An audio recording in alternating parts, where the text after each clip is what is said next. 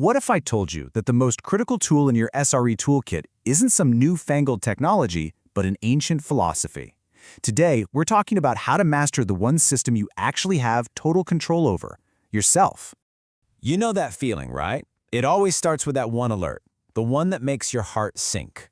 The source of truth is in trouble. And then, of course, the cascade begins.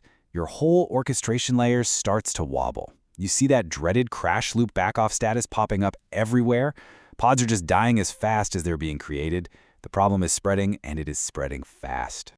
And just like that, it's not one alert anymore. It's a full-on alert storm. Your desk is literally buzzing itself into oblivion, and guess what? You're right in the middle of it. And look, this is where it gets really important. In these moments, the most critical configuration file isn't sitting in your Git repo. Nope. It's the one running between your ears. Suddenly, the stability of your entire system, it all comes down to the stability of your mind. So, first things first, let's get one foundational truth straight, one that all our modern infrastructure is already built on. Failure isn't the exception, it's the default setting. I mean, think about it. Our own tools are basically Stoics already, right? Kubernetes is designed with replica sets because it knows pods are going to die. AWS gives us availability zones because it expects entire data centers to go offline. SREs literally budget for failure with error budgets because they know 100% uptime is a myth. The system expects chaos. The real question is, do you? And this brings us right to the heart of Stoic philosophy, perfectly put by the Roman Emperor Marcus Aurelius. Look, outside events are going to happen. Systems are going to fail. The only thing you truly have power over is how you choose to respond.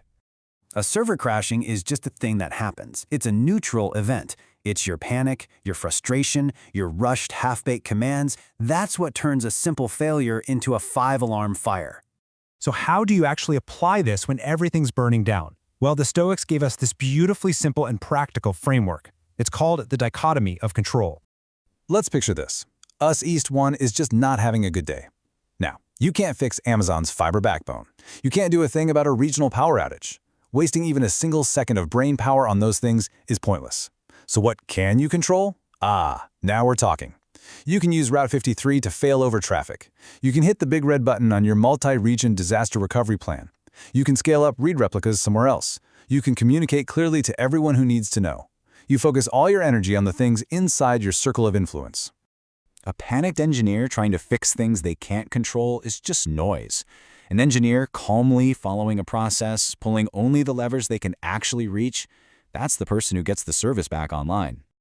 Okay, let's really drive this home. Let's imagine a classic cascading failure in Kubernetes and watch how two different engineers with two very different internal states tackle the exact same problem. Okay, check this out. First up is Engineer A, the reactor. They see CPU spikes and bam, they manually scale everything to the moon. They're hot patching code directly in production, just reacting to every little flicker. And what happens? They just pour gasoline on the fire. Now let's look at Engineer B, the responder. What do? They pause. They look at the metrics. They find the actual bottleneck, the database. Then they start disabling non-critical services to stabilize the core traffic. They stabilize first, then they solve. Big difference. And here's the thing. Both of these engineers are probably brilliant. The difference isn't their IQ. It's not their technical skill. It's their ability to regulate their own internal state under extreme pressure. One of them let the system's chaos become their own internal chaos. The other imposed their own internal calm onto the system. You know, this isn't just some abstract philosophy. The most mature, most effective DevOps and SRE practices out there, they already have this Stoic DNA baked right into their culture and tools. Take chaos engineering, for example.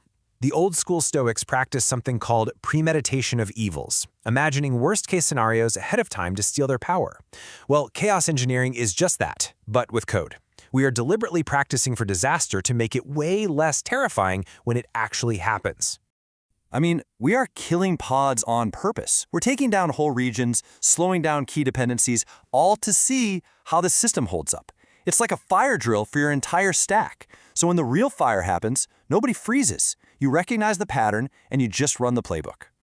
And then you've got blameless postmortems.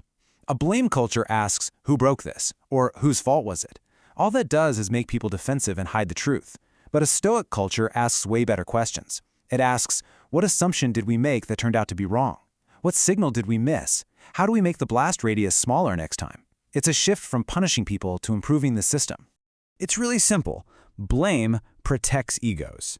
Analysis improves systems. One is driven by emotion, the other is driven by a deep desire for resilience. And that, right there, is what operational maturity really looks like. All right, let's bring all this home. Let's talk about the single most important control plane in your entire tech stack. So Kubernetes has a control plane, right? It's the brain of the whole operation, deciding what runs where, keeping everything in check. Your cloud provider, like AWS, it's got a control plane too. It manages all the underlying virtual machines, the networks, the storage, all the foundational stuff. But the ultimate control plane, the one that sits on top of everything else, yeah, that's your brain. If that control plane gets unstable, every decision you make, every command you type, it all becomes unstable too. But if you can keep it steady, the system recovers that much faster. We spend so much time and energy optimizing our code, our infrastructure, our pipelines, but what if the single greatest reliability upgrade you could ever deploy isn't in your code at all? What if the key to truly resilient systems is a resilient mind?